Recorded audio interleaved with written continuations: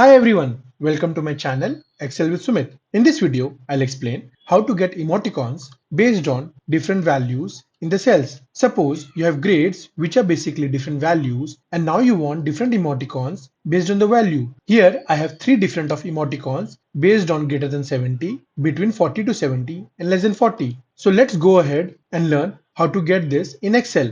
We will write if function to get three different type of emoticons. So we'll write is equal to if, we'll press tab. Now here we'll select this cell and the first emoticon is based on the value greater than 70.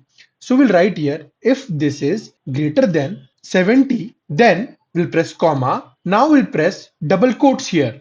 Now to get emoticons, we'll press the shortcut Windows dot and we see that we have got the emoticons dialog box. So here we can go to emoji and we can select this emoji. Now we can go to the cell, close the double quotes, press comma. Now the second if function is if this is less than 70 and greater than 40. So we will write here if, we'll press tab, we'll again select this cell and we'll write here greater than. Now the number is greater than 40. So we'll write number 40, we'll press comma.